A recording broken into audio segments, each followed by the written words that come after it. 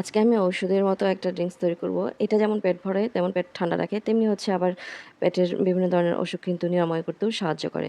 তো আজকে সেরকমই একটা ঔষধি গুণ ভরপুর একটা আইটেম তৈরি করব। আর এটা হচ্ছে চিড়া দিয়ে তৈরি করব। এর জন্য এখানে আমি ২ কাপ চিড়া নিয়ে নিয়েছি ১ম এ।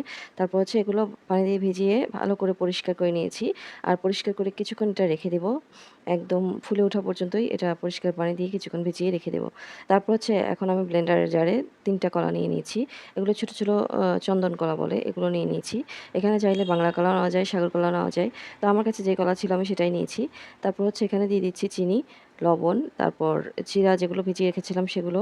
এরপর হচ্ছে দিয়ে দিচ্ছি এখানে দই, মিষ্টি দই ইউজ করেছি এখানে আমি।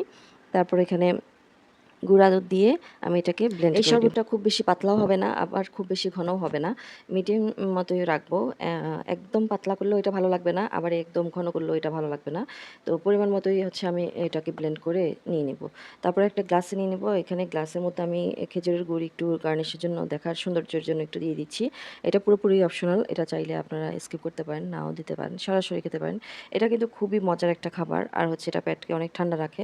দেখা যায় যে বিভিন্ন সময় আমরা যখন খুব ভারী খাবার খাই বা বিভিন্ন ধরনের পেটের সমস্যা করে, তখন কিন্তু এই ধরনের এই খাবারটা খেলে পেট একদম ঠান্ডা থাকে আর পেটের অনেক অসুখই কিন্তু এমনিতেই ভালো হয়ে যায়। এই খাবারটা অনেক গুণ।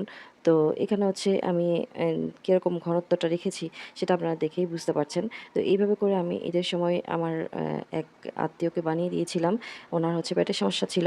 তো এই খাবারটা খেয়ে উনি অনেক শান্তি পেয়েছে, অনেক উনি প্রশংসা করেছে, আমার জন্য অনেক দোয়া করেছে। তো এভাবে করে আপনারাও বাসায় ট্রাই করতে পারেন। যদি এরকম পেটের সমস্যা করে তাহলে কিন্তু এটা খেয়ে অনেকটাই শান্তি পাবেন।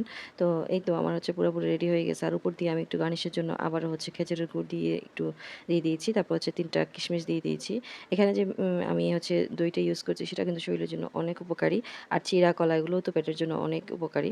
তো সব মিলিয়ে কিন্তু আজকের এই চিড়া, কলার দইয়ের যে মিশ্রণের শরবতটা তৈরি করেছি, এটা কিন্তু পেটের জন্য অনেক উপকারী। অনেকেই হচ্ছে এমনিতেই চিড়া, কলা, দই দিয়ে খায় মেখে। কিন্তু সে তার চাইতে এভাবে করে খেয়ে দেখবেন। এটা কিন্তু অনেক টেস্টি হয় গরমের দিনে। আর হচ্ছে পেটের সমস্যার জন্য এই রেসিপিটা অনেক উপকারী একটা আইটেম।